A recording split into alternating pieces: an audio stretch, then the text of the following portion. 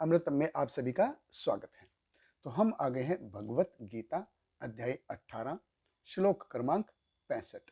तो हम भगवत गीता के क्रक्स पे आ गए हैं, एकदम सार पे आ गए हैं। कोई अगर आपसे पूछे कि भगवत गीता का सार क्या है, तो ये 18वें अध्याय का 65वां श्लोक है। तो भगवत गीता अध्याय 18 श्लोक क्रमांक 65। भगवान कृष्ण कहते हैं, मन मना भव मद्भक्तो मत याजी माम नमुस्कुरु मामेव एष्यसि सत्यम ते प्रति जाने प्रियोसी में। भगवान कृष्ण कहते हैं, सदैव मेरा चिंतन करो, मेरे भक्त बनो, मेरी पूजा करो और मुझे नमस्कार करो। इस प्रकार तुम निश्चित रूप से मेरे पास आओगे। मैं तुम्हें वचन देता हूं, क्योंकि तुम मेरे परम प्रिय मित्र हो। देखिए, अगर हम देखें किसी चीज की जो महिमा है वो कैसे सिद्ध होती है, जब उस चीज की पुनरावृत्ति होती है। तो भगवत गीता के 700 श्लोक हैं, तो ये उनमें से ये श्लोक ऐसा है कि जो 2 बार आता है।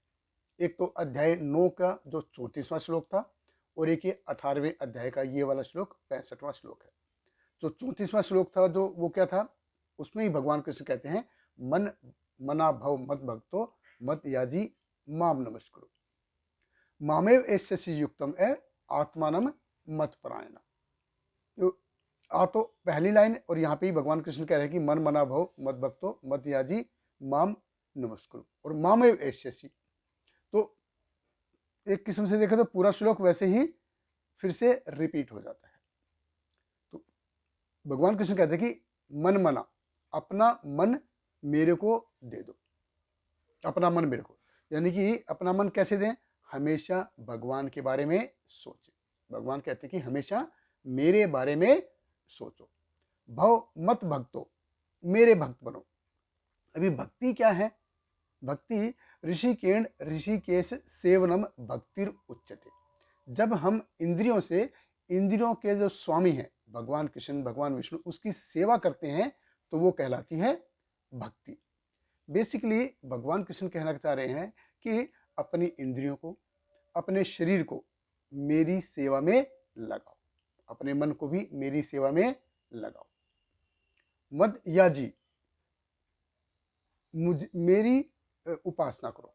मेरे देखिए, भगवान ने कृष्ण ने इतनी सुंदर सृष्टि दी है, भगवान ने इतनी सुंदर सृष्टि दी है, तो इसमें से जो भी कुछ मिलता है भगवान कहते हैं कि वो मुझे अर्पण करो।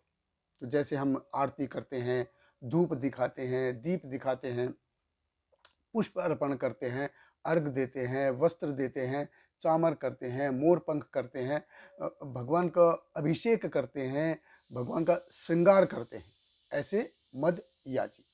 तो भगवान कहते हैं कि अपना मन मुझे दे दो, अपना शरीर मुझे दे दो, अपनी इंद्रियां मुझे दे दो, उनसे मेरे लिए काम करो, मेरी सेवा करो। अब कैसे कर सकते हैं हम सेवा?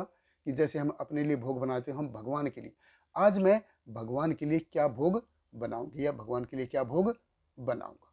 तो ऐसे है।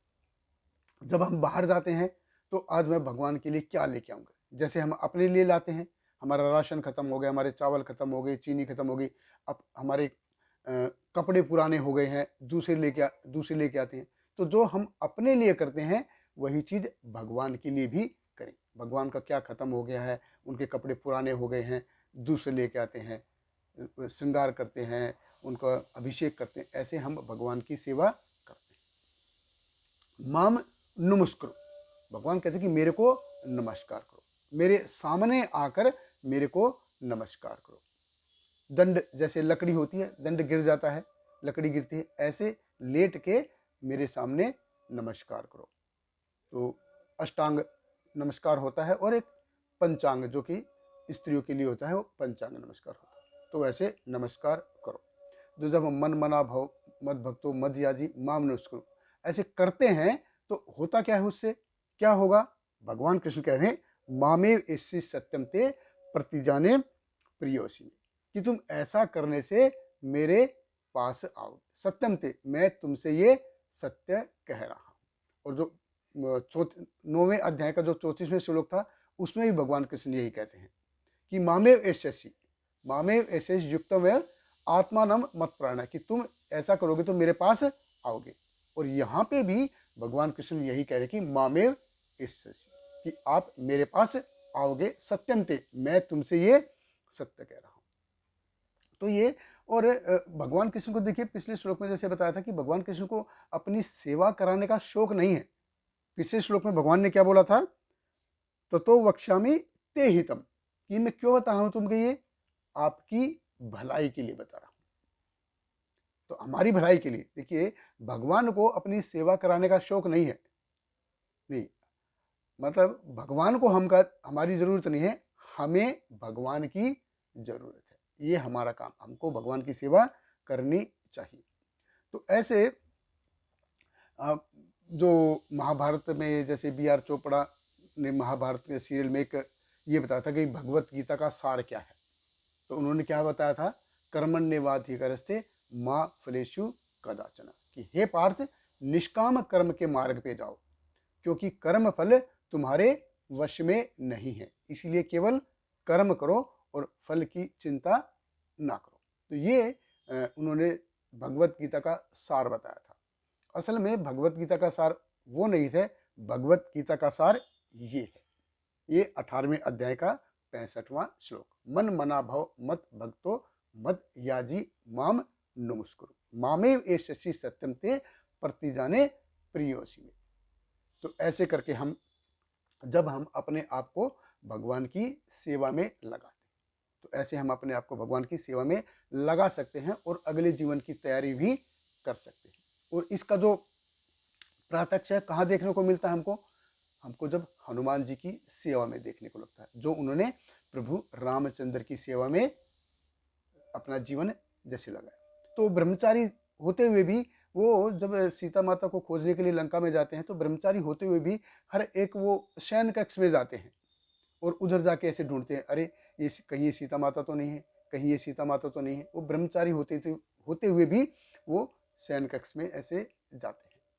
और जब उन्होंने सीता माता को एक बार देखा था कि वो अपने मांग में सिंदूर लगा रही थी, तो हनुमान जी ने पूछा कि माता आप ये क्या कर रहे हैं, ये क्यों लगा रहे हैं।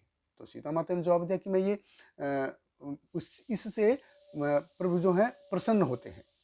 तो हनुमान जी एकदम गए बाहर अयोध्या की मार्केट में, और जहाँ पे बड़ा सिंदूर था उसमें जाके एकदम से कूद गए, और कूद के आके वो सीधा पूरे शरीर में सिंदूर लग गया, और वो आके सीधा प्रभु रामचंद्र के सामने आके खड़े हो गए, और प्रभु रामचंद्र उनको देख के हंसे जा रहे हैं।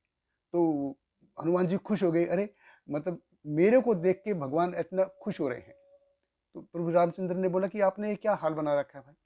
तो हनुमान जी ने बोला कि सीता माता उस दिन सिंदूर लगा रही थी, तो आपकी प्रसन्नता के लिए, तो मैंने सोचा कि इतने से सिंदूर में आप प्रसन्न हो जाते, तो क्यों ना मैं अपने आप को पूरा का पूरा केसरिया कर लूँ। तो प्रभु रामचंद्र की आंखों में आंसू आ गए। तो ऐसे एक छोटी सी मुस्कान के लिए हनुमान ने अपना जीवन जो है भगवान की सेवा में लगा दिया। ऐसे बहुत सारे आख्यान आते हैं हनुमान जी के बारे में। तो ऐसे करके हम भगवान के सेवा कर सकते हैं और भगवान के धाम वापस जा सकते हैं। बहुत बहुत धन्यवाद। हरे कृष्ण। श्रील प्रभुपाद की जय। हरे कृष्णा